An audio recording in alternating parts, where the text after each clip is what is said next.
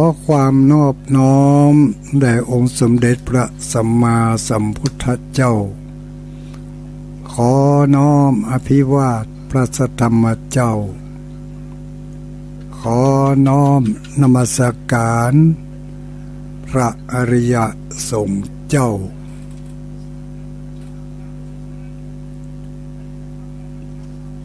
ขอถวายความเคารพ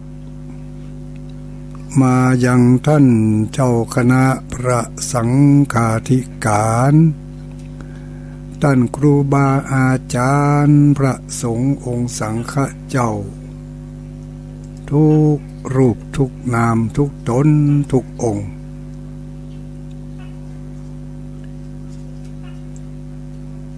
ขอเจริญสุขเจริญพรขอสวัสดีอุบาสกอุบาสิกานักศีลนักบุญทั้งหลายจุผู้จุคนเด็กขาอ่อนน้อยผู้เฒ่าผู้แก่เนาะที่เปิดเครื่องรับฟังในเวลานี้หรือว่าท่านกำลังเปิดมาปะเข้าใส่บางทีอาจจะอยู่ในรถในรางเปิดเครื่องแล้วก็สแกนไปปะเข้าใส่พอดีเนาะก็วันนี้ค่ำคืนวันนี้เป็นคืนวันที่29เนอะญาติโยมทั้งหลายคืนวันที่29คืนวันจันทร์วันนี้ก็เป็นวันเดือน7แฮมนะนี่เดือน7แฮม1ค่ำแฮม1ค่ำจ้างแก้วขึ้นสู่โรงธรรมเลิกงามยามดีผ่านไปแล้วเนาะ มาถึงเวลานี้ก็จะเข้าสู่วันใหม่ละมันเข้ามากึ่งกลางแล้วนี่บาหันตะวันแล้วนี่เนาะบาหันตะวันละก็ผ่านไปวันเดือน7แฮม1ค่ำพร่ำว่าเป็นวันจันทร์นะวันนี้คืนวันนี้คืนวันจันทร์เนอวันจันทร์คืนวันนี้รายการธรรมะเปื่อนคนรับดึกได้นำมาพบมาปะกับบรรดาพ่ออุ้ยแม่อุ้ยคนหนุ่มคนกำทั้งหลายเปื่อนคนรับดึกเอามาเป็นเปื่อนเป็นกู้เป็นกิมกันยามดึกอย่างนี้เนาะกินข้าวน้ำข้าวแรงแล้วเรียบร้อยบางพ่องก็ยังบ่รับเด้อยังมีการมีงานอยู่ยังมีการมีงานทำอยู่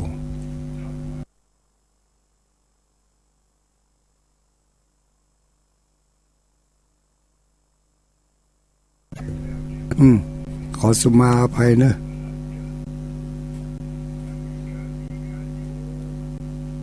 ต่อไปเกิดว่าตั้งกำลังมาปะมาพบอีกนะเนาะกำลังมาปะพบว่ามาเดี๋ยวนี้ที่ทุเจ้ากำลังอู้อยู่เนี่ยมันเป็นทุเจ้าเหมือนยังที่ไหนนะเนาะเป็นทุเจ้าปูนเนอะวัดดอยม่อนจอมพออำเภอเวียงปะเป้าจังหวัดเชียงรายพุ่นอำเภอเวียงปะเป้าจังหวัดเชียงรายไกลหน่อยญาติโยมทั้งหลายเนาะก็บ่ไกลเกินไปอะนะก็อยู่ใกล้ๆกันอยู่ก็มีการออกอากาศรายการของพระสงฆ์องค์สังฆเจ้าเนาะ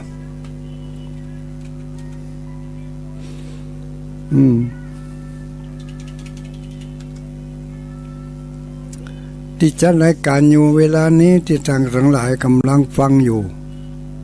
เป็นบ้างเป็นตอนขออภัยด้วยเนอะก็เนื่องจากว่าทางพระ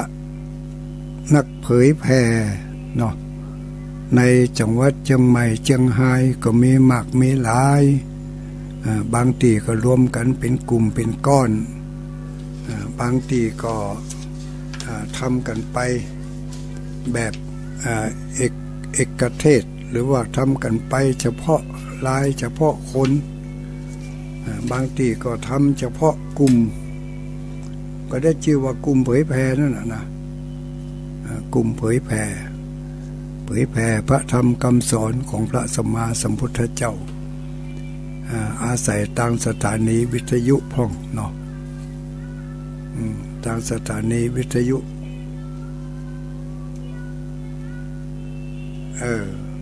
อย่างดักปิ้งญาติโยมทั้งหลาย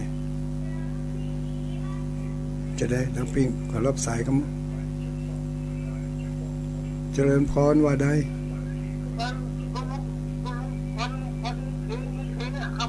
ก็เป็นดังแล้วรู้มันเดียวเนี่ยดีละ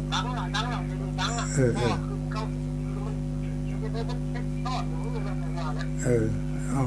ไม่เป็นไรคือที่มันมีเพลงสดออกมาเนี่ยนะญาติโยมทั้งหลายจะไปโทษทางสถานีเปิ่นก็ไม่ได้เพราะอะไรเพราะว่าบางทีอินเทอร์เน็ต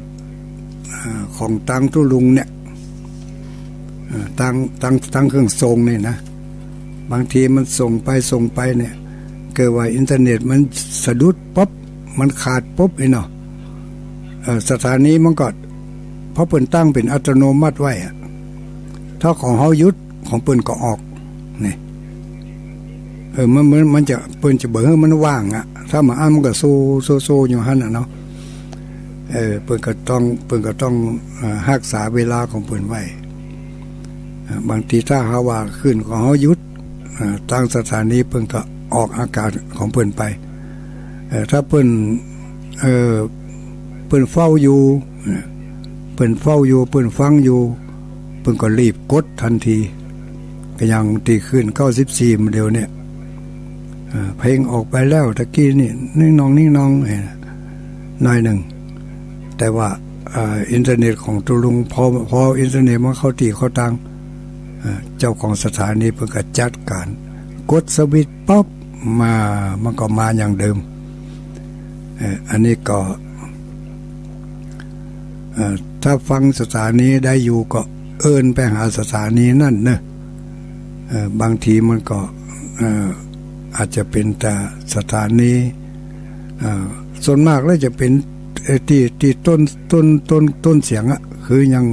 ของตุลุงก็ดีของตุลุงห้างตำก็ดีของตุลุงมหาเสาแก้วก็ดีเนาะของไผก็แล้วแต่ถ้าไผจัดรายการอยู่เนี่ยถ้าเปิ่นออกอยู่เขาก็ลองฟังพอเต็มสถานีถ้าหากว่ามันใจได้ก็เป็นอันว่าทางสถานีเปิ่นขัดข้องเนาะอันนี้เปิ่นมานี่มันอย่างจ้านี่มีอย่างจ้าที่ไหนขัดข้องแถมเจริญพรว่าตาเจ้าทุกๆไม่รู้อินอยู่แม่จับตาเมืองฟังอย่างเนอขัดข้องก่อสถานีว่าเอาชื่อที่90.25ไม่วางเรดิโอเจ้าสถานีคัดข้องก่อประคัดข้องฟังนี้ชัดเจนเจ้าชัดเจนฟังต่อไปเนอะถ้ากำลังอู้อยู่นี่ถ้าสถานีบักคัดข้องนี่ก็ต้องโทรมานะถ้าโทรมาแล้วมันกวนนะเนี่ยกวนมาเลยเจริญพรว่าจะได้ครับนี่โทรจะไม่สายครับเอาไม่สายก็เอาฟังชัดเจนก็ไม่สายครับ90สันโก้งเนาะไม่สายอยู่จุดใดอยู่บ้านใด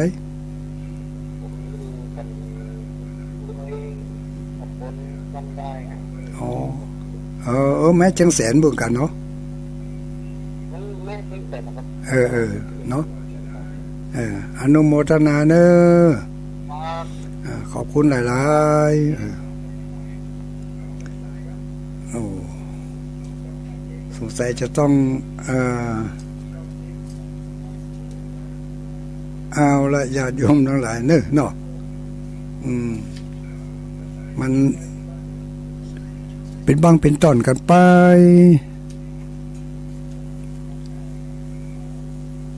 ติปกติแล้วติตุลุงดอยจัดอยู่นี่ก็จะมีตุลุงแก้วเนาะมาเทศทำเมือง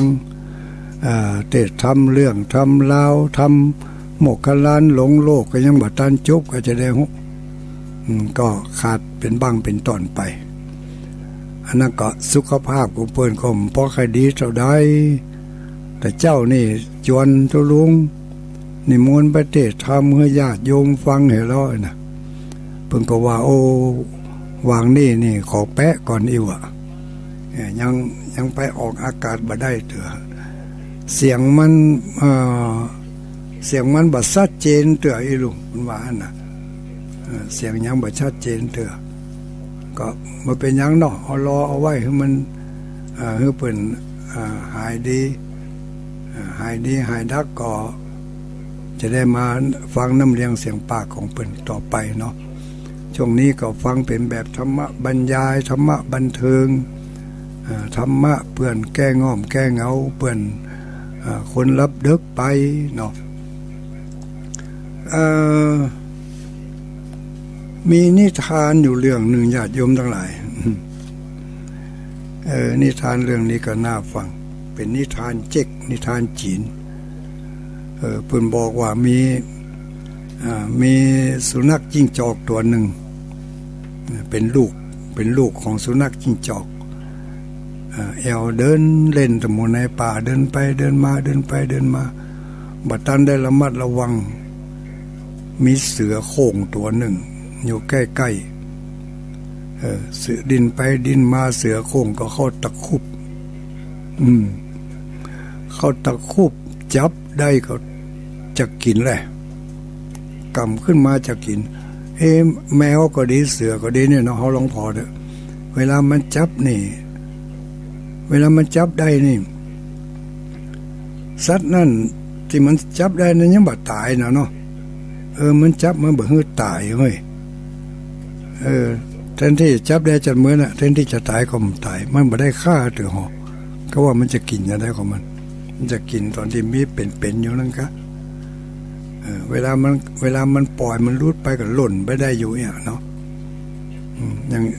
แมวก็เหมือนกันเนี่ยมันยับแมงยับอย่างได้เนี่ยว่ามีฮั่นตัวหนึ่งแมวยับนกมาที่ห้องตุลุงนี่เข้าไปถึงไปเปี่ยคอมันว่าเดี๋ยวมึงซะนี่เนาะ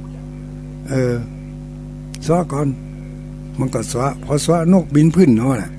แสดงว่ายังบ่ตายแท้จับแล้วยังบ่ตายแต่บินไปได้อยู่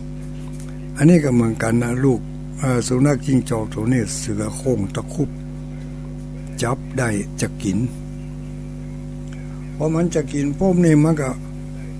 ก็คือใจได้แหละมันบอกว่าเดี๋ยวก่อนเสือฟังกินเตื้อเสือก็ว่ามันจะได้โอ้เสือฮู้ก็ว่าข้านี่เป็นไผข้านี่เป็นลูกบุญธรรมของพระอินทร์นะไอ้หรอในนิทานบอกว่าของงิกเซียนฮ่องเต้ข้าเป็นลูกบุญธรรมของงิกเซียนฮ่องเต้นะ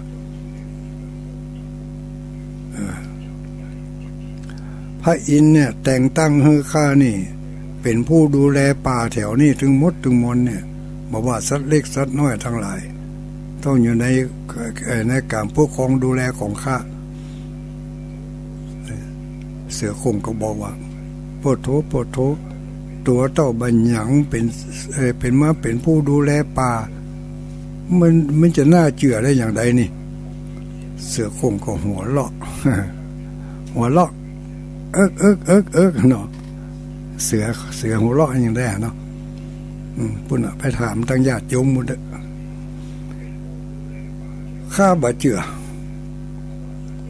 ลูกสุนัขจิ้งจอกเขาบอกว่ามาเป็นอย่าง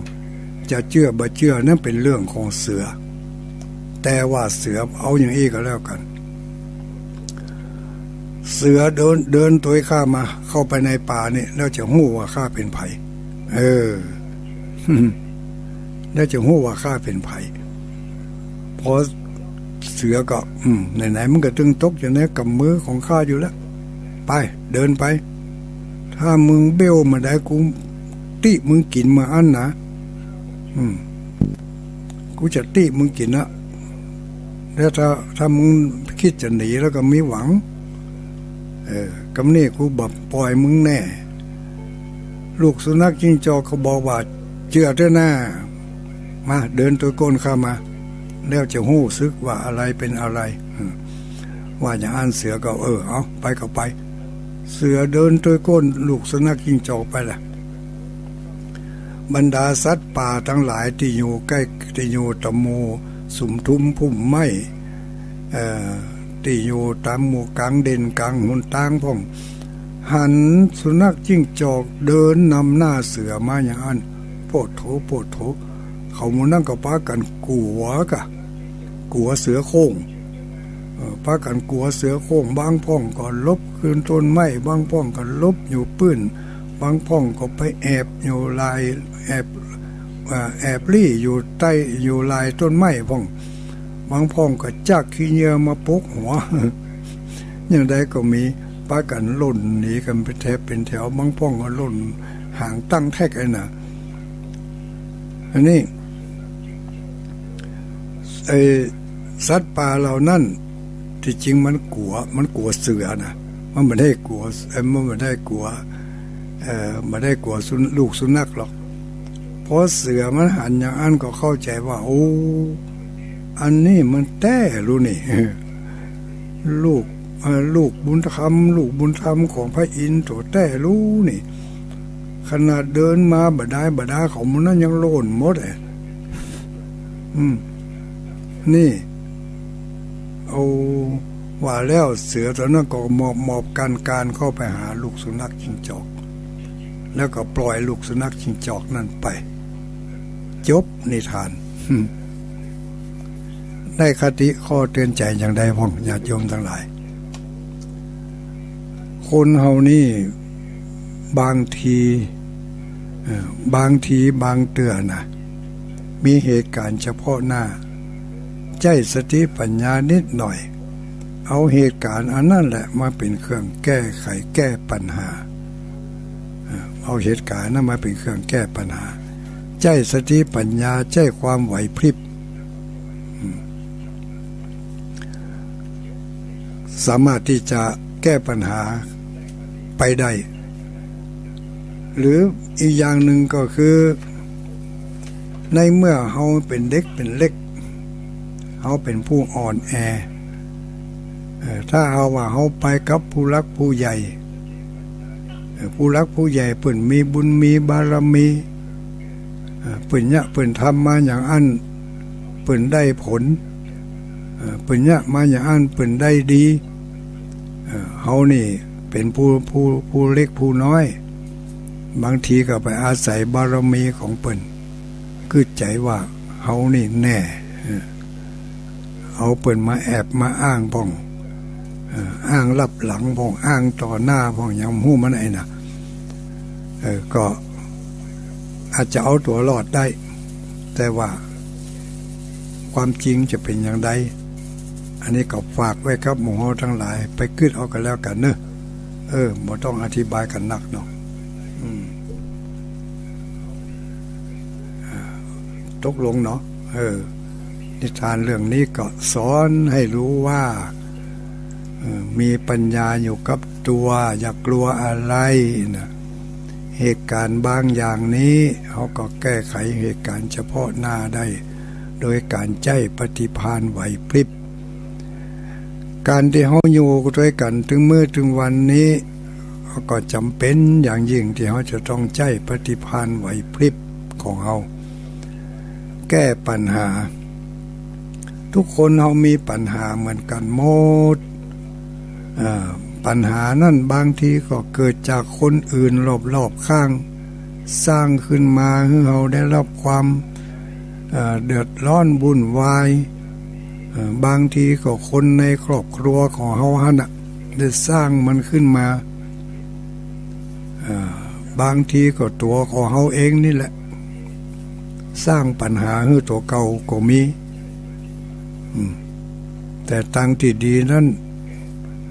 ผู้ที่มีปัญหาเกิดขึ้นแล้วเพิ่นบอกว่าฮื้อใจปัญญาเกิดปัญหามันก็ก่อยเบาบางไปถ้าปัญญามันบ่เกิดปัญญามันอึบมันตันปัญหามีมาก็นักอกนักใจต้มก่อมใจอยู่หั่นน่ะนะมืดมัวมืดมนอนทการหาทางแก้อย่างใดก็บ่ฮู้จักหอมจักหายเพิ่นว่าไผมีปัญหานี่นะถ้าหาทางแก้บ่ได้เหลือแห่งแก้ทางใดก็ได้แก้ทางใดก็ได้นะอดใจมั่มมึกไว้หันเถอะวะเพิ่นว่า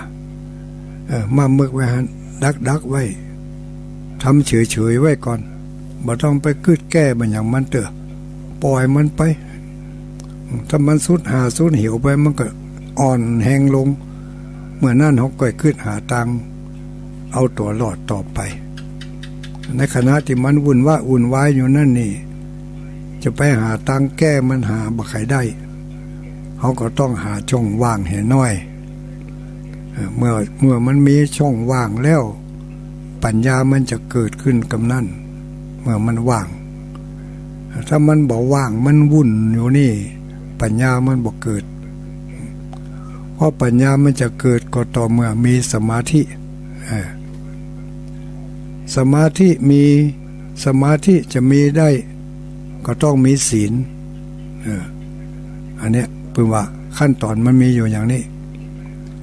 เมื่อจะให้มีปัญญาก็ต้องมีสมาธิสมาธิเนี่ยคือความปราศจากความวุ่นวาย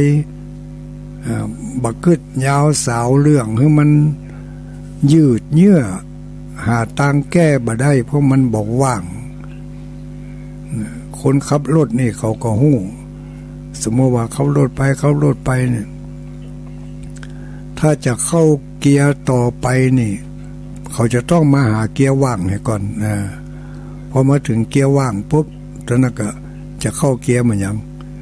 จะเข้าเกียร์4เกียร์5เกียร์6เกียร์7ก็แล้วแต่ถ้าบ่เข้ามาหาเกียร์ว่างแล้วนี่มันก็ไปหาเกียร์อื่นบ่ได้ไม่ใช่ว่าเข้าเกียร์1ลวดไปหาเกียร์2เกียร์3มันไม่ใช่อย่างนั้นเพิ่นจะต้องมาหา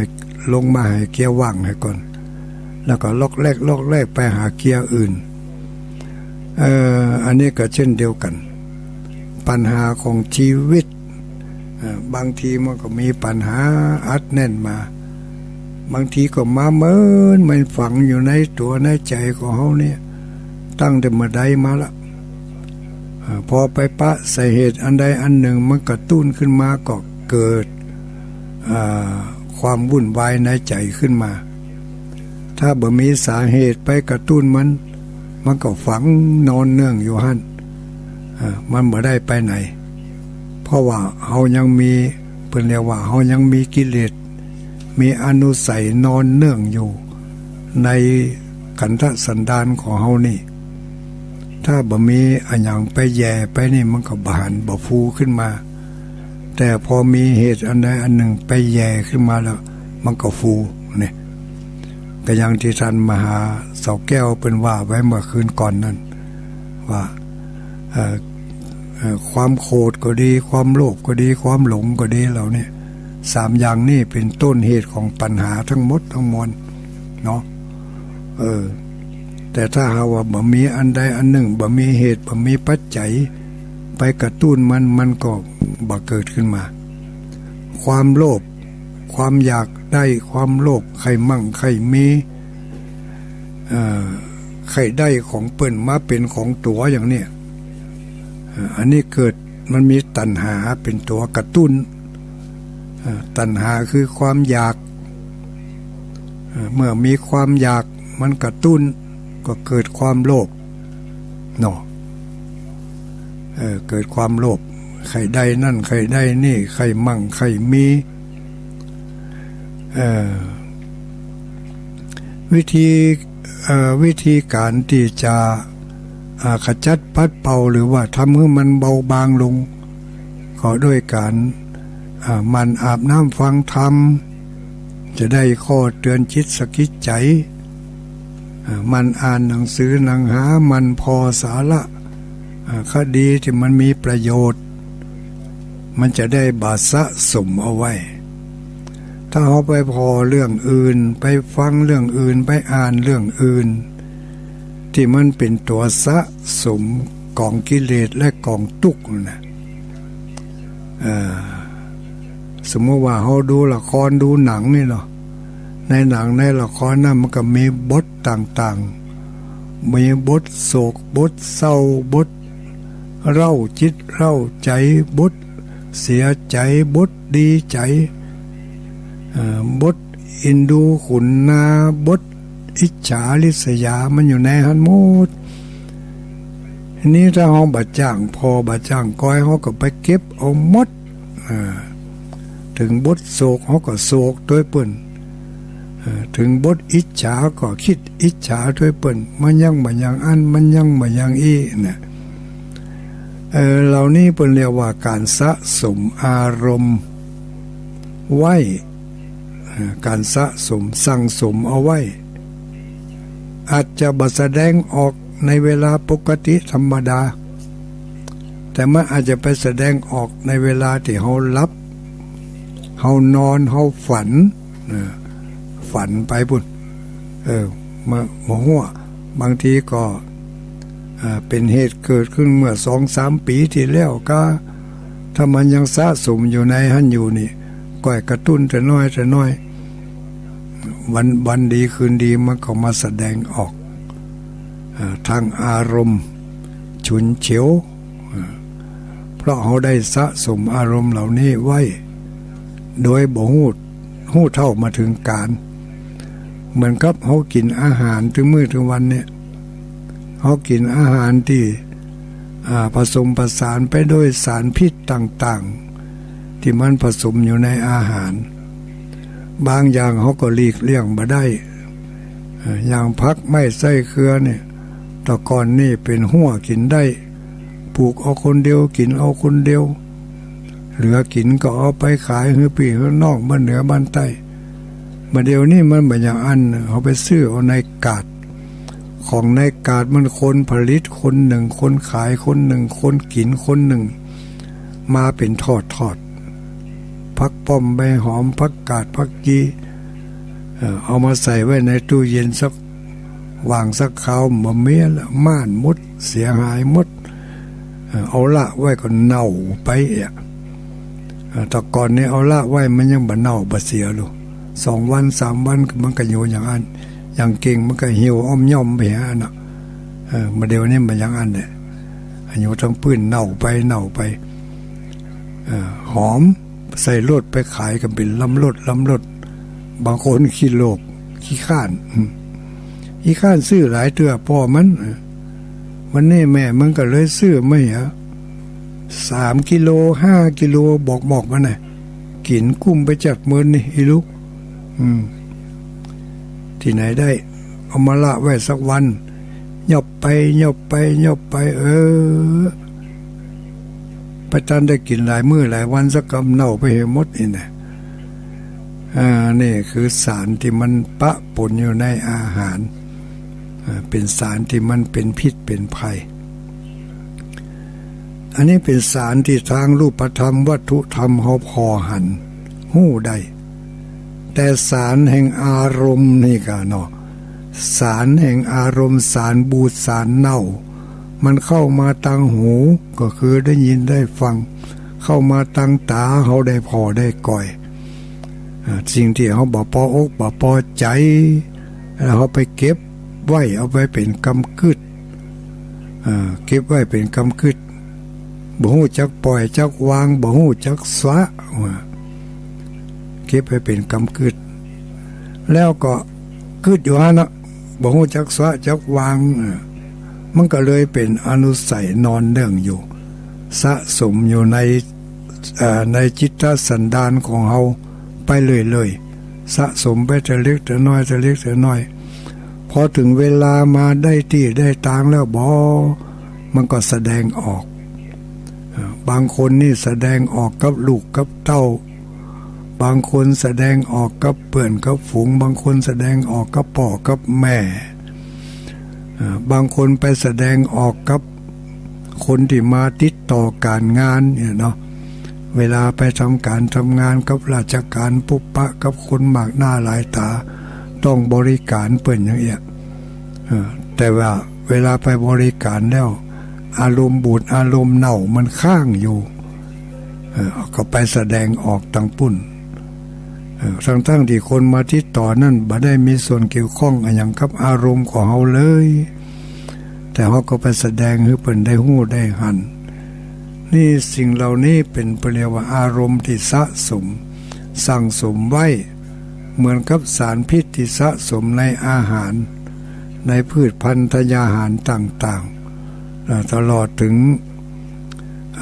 ขนมนมเนยที่เขาแพ็คเขายังมาดีๆงามๆนั่นที่มีสารพิษสะสมอยู่เขากินเข้าไปถึงวันดีคืนดีมันแสดงออกมาเป็นเบาหวานพ่องเป็นความดันพ่องเป็นโรคเก้าพ่องยังมู้ไหมนะเป็นยังเป็นโรคหัวใจพ่องหัวใจขาดเลือดพ่องไปโรคไตพ่องเป็นไตพิการพ่องไตวายเฉียบพลันพ่องเนี่ยบางทีก็เป็นโรคถุงลมโป่งพองโรคถุงลมโป่งพองนี่บางคนนี่สูบบุหรี่บางคนบ่สูบแต่ก็เป็นโรคถุงลมโป่งพองเพราะได้รับพิษจากคนข้างเคียงที่สูบที่เสพเนาะหรือควันพิษต่างๆเนี่ยอย่างถึงมื้อถึงวันนี้ควันพิษแต่พิษมันจะนักจะน้อยเขาก็มีมาตรวัดเหมือนกันเนอะMPPM อย่างพวกนั้น 2.5 250อย่างพวกนี้นะเหล่านี้ก็เป็นพิษทั้งนั้นที่มันเข้ามาทางร่างกายมันบรุนแรงเท่ากับพิษแห่งอารมณ์ที่เข้ามาในจิตในใจของเราถ้าหากว่าเราบ่จ้างปล่อยบ่จ้างสวะบ่จ้างวางมันน่ะมันก็ขำอยู่ในนี่วันดีคืนดีมันก็แสดงออกมาอย่างที่ว่าตะเกียคนรอบข้างเขาจิเนี่ยจะได้บ่ฮื้อมันแสดงออกไปได้มันมีฤทธิ์แต่เขาฤทธิ์มันอ่อนลงก็คือเขาปล่อยมันเขาปล่อยเขาวางเขาสะมันบ่ยึดเอามาไว้ฝังไว้ในจิตในใจจ้างปล่อยด้วยการมันฟังน้ำฟังธรรมไปมันเจริญเมตตาภาวนาไปมันท่องคาถาที่เปิ้นแจกเปิ้นจ่ายไปมาได้หยังเหลือแห้งก็คาถาไหว้พระประจำวันเกิดนั่นแหละอันนี้ก็ต้องท่องกันไหว้ให้ขึ้นใจมันเป็นยาแก้นะญาติโยมทั้งหลายนะคาถาต่างๆเหล่านี้ตึงยาแก้ตึงยาป้องกันตึงยาต่อสู้ปฏิชีวนะ มันเป็นยาปฏิชีวนะได้เหมือนกันลูกเป็นยาบำรุงรักษาก็ได้พุทโธเศธโธติโลกัสสมิงสปะสัตตานังท่องไปถึงวันขณะที่ท่องไปนั่นก็แผ่เมตตาไปด้วยไผที่เคยสร้างบาปสร้างกรรมกับเฮาก็ขอฮือมาลายหายสูญกันเฮาไปสร้างบาปสร้างกรรมฮือไผพุทโธเศธโธติโลกัสสมิงสปะสัตตานังสัตว์ทั้งหลายเหล่านั้นก็ขออโหสิกรรมฮือแก่กันข้าพเจ้าอาจจะทำไปด้วยความหู้เท่าบ่ถึงการก็ดีหรือจะด้วยเจตนา ด้วยความจำเป็นบางสิ่งบางอย่างที่ได้ทำลงไปบัดเดี๋ยวนี้ข้าพเจ้าสำนึกแล้วอย่างที่เฮาบางคนบางท่านกำลังนอนติดเตียงอยู่ในเวลานี้ท่องคาถาไปทิกๆญาติโยมทั้งหลายอย่างน้อยๆก็ช่วยบรรเทาเบาบางจากนักก็กลายเป็นเบาท่องไปนักมันก็เบานักพอเฮาท่องไปเนี่ยมันขจัดสิ่งที่มันบ่ดีออกไปมันเหมือนกับการฝนมีดนี่นะญาติโยมเอามีดวางบนบ่หินแล้วก็ถูไปถูมาเนี่ยขี้ไข่ขี้เมียงอย่างต่างๆมันก็จะก่อยๆออกไปจะน้อยลูกพุทโธเศโธทิโลกัสมิงสัพพะสัตตานังหรือคนเกิดวันใดก็ท่องคาถาประจำคนเกิดวันนั้นอย่างคนเกิดวันพุธกลางคืนก็ท่องไว้ขะพูดปันตูธรรมวะขะพูดปันตูธรรมวะขะ7 กรรมได้แล้วท่องไว้มันเหมือนกับเอาฝนมีดอะอย่างเงี้ยนะท่องนักเราได้ก็เหมือนกับเอาฝนนักต่ออันก้อยฝนไปจะไปเห่งมันเปิ้นว่าเวลาฝนมีดจะไปม่ำคมถ้าเอาม่ำคมนี่มันปันคมแต่มันปันเสี่ยงแหมสักวางต้องเอาไปตีไปเข็นนะเพราะมันจะมุ่งมุกคุกไปฮะนะก้อยฝนวางมีดสม่ำเสมออยู่ไปอยู่มาจะไปใจห้อนกิเลสที่อยู่ในตัวเขามันฝังมาในตัวเขานี่เมินล่ำไปเมินจนหาเก้าหาหักบ่ปะหาต้นหาปลายบ่ปะว่าเขาไปทำไว้เมื่อใดนึกหาบ่ปะแล้วอย่าว่าแต่พบนี่จาดนี่เลยตัววานี่กินข้องง่ายก็อย่างนึกหาบ่ปะแล้วอันนี้ขณะปัจจุบันนี่นะตัววานี่นะกินข้องง่ายแล้วกินข้องง่ายก็อย่างนึกหาบ่ปะแล้วเรื่องอะไรอย่างบาปกรรมที่เขาทำไว้ในภพก่อนชาติก่อนในปีก่อนเดือนก่อนวันก่อนเขาทำไว้มันนักต่อนักแล้วมันก็มาสนองให้เขาได้รับผลที่เขาเจ็บไข้ได้ป่วยอยู่ก็ดีที่เขาเนี่ยยังบ่ได้ดังใจก็ดีบางเตือเขาตั้งใจทำแล้ว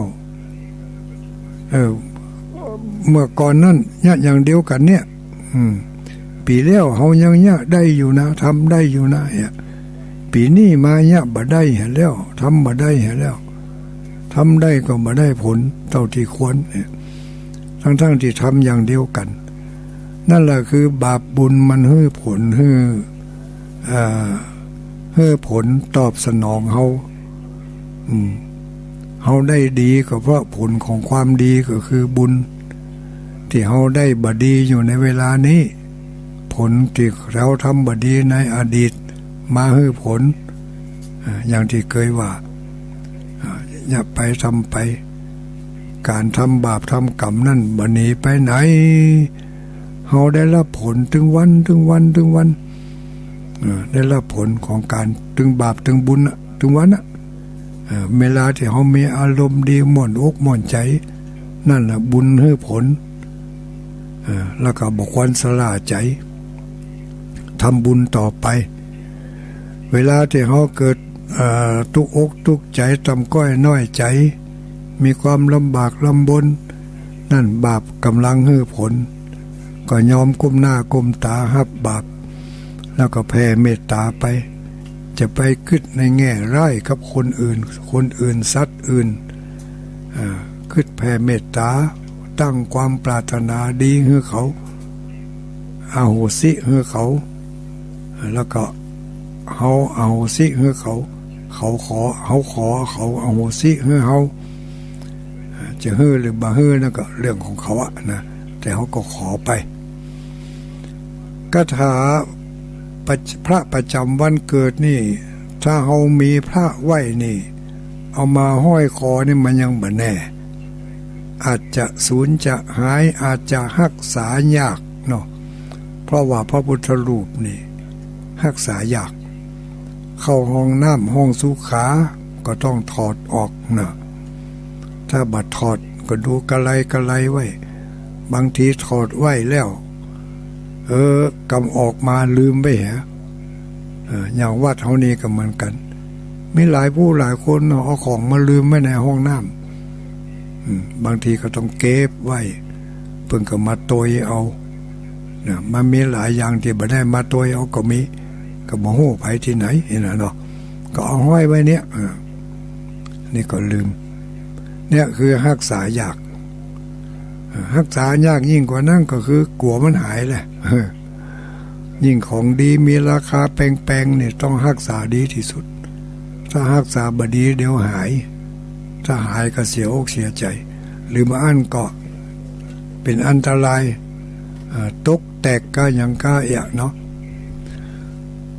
แต่ถ้าหากว่าเรามีพระประจำวันอยู่ในใจแล้วเนี่ยโอ้มันถึงมาหายไปไหนเป็นที่จังที่เปิ่งได้ตั้งแต่ปัจจุบันนี้ไปจนถึงวันผูกวันเฮยปีหน้าปีไหนรับตาลาโลกไปก็ยังเปิ่งได้อยู่นี่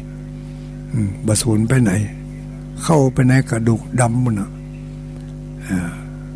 ไผบ่ได้ก็ท่องไว้ให้เด้อคนเกิดวันอาทิตย์ก็ว่าอวิชชาอวิชสุนุสสานุติอวิชสุนุสสานุติวันจันทร์ก็ว่าอิระจาคตะละสาเนี่ย7 กรรมนะ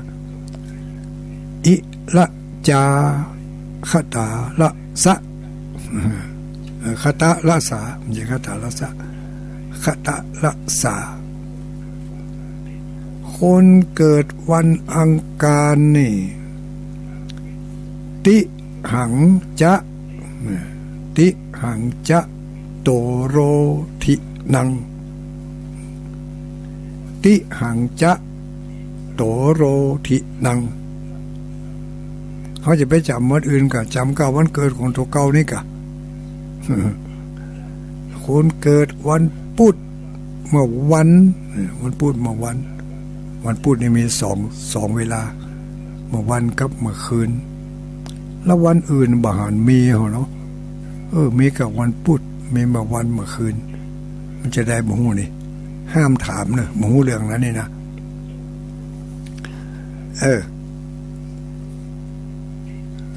ถ้าเกิดวันพุธเมื่อวันจำไว้เอา3 กรรมหน้าก่อนปิสัมระ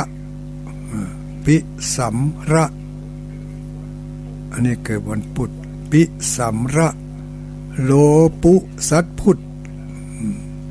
ปิสัมระโลปุสัตพุธวันพุธเมื่อวันต่อไปวันพุธเมื่อคืนวันพุธเมื่อคืนจำไว้นะ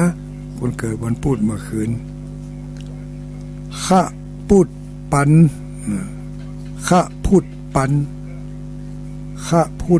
3 กรรมขะพุธปันทูตัมวะคะนี่4 กรรม3-4เนาะขะพุธปันทูธัมวะคะอันนี้ขะหัวขะใต้ขะพุธปันทูธัมวะคะวันพุธเมื่อคืนวันพฤหัสวันพฤหัสนี่พระสัมวิสะเทพะ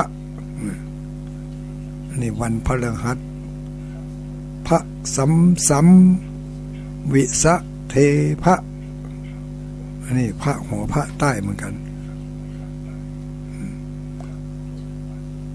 ครับมันมีหัวใต้อยู่3 วันด้วยกันเนาะ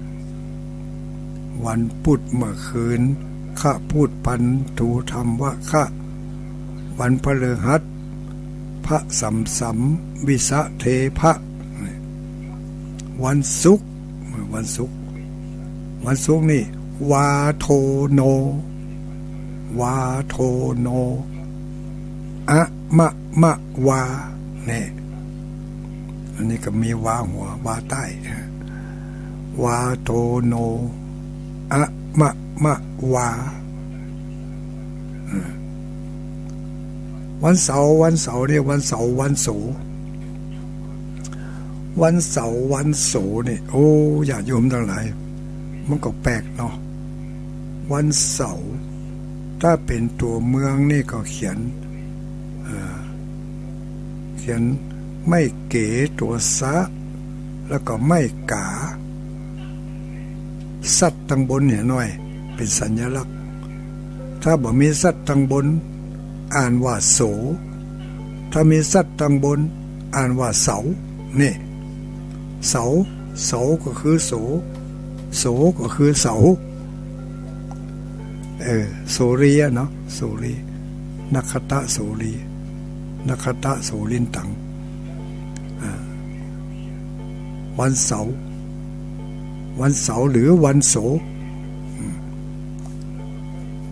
วันเสาร์นี่โสมานะ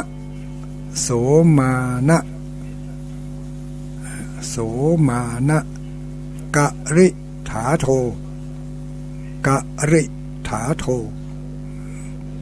โสมานะกะริถาโทท่องไว้นะ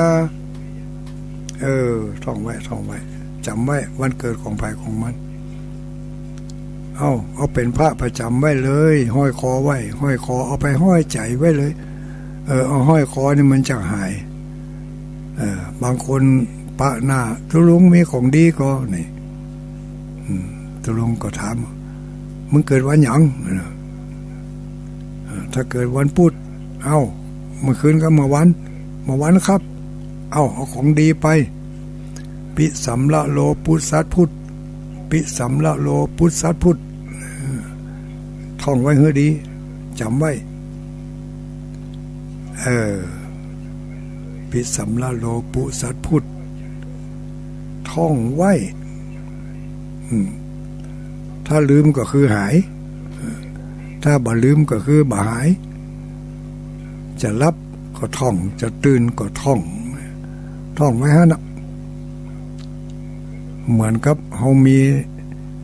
มีอาวุธไว้กับตัวนี่กะเนาะต้องเอาติดตัวตลอดเวลาถึงเวลาตะคัดขัดสนมาใจได้ทันทีเนี่ยมันจะว่าเอาอาวุธไว้บ้านปุ่นเอาไว้หิ้งปูจาปุ่นเวลาไปยากการอย่างงานก็ถ้าเกิดไปประสบเหตุอย่างต่างๆขึ้นมาอยู่หิ้งปูจาปุ่นไหนอย่างไรฉะนั้นเขาเอาติดตัวไว้แม่อุ้ยพ่ออุ้ยที่นอนอยู่กับเตียงก็ท่องได้อยู่ถึงแม้ว่าบ่ได้ไปที่ไหนจะไปว่าบ่ได้ไปที่ไหนนะไปไกลเลยคนที่เขาวันไปได้มาได้ก่อนไปไกลจะได้คือเขาไปทางวิญญาณนะเขาไปทางวิญญาณอยู่ในเตียงนั่นนะกึดไปขบคิดขบข่อยไปเจอกับไปปะใส่คนให้ปะใส่คนดีปะใส่บุญปะใส่บาปเนี่ยมันกึดไปเลย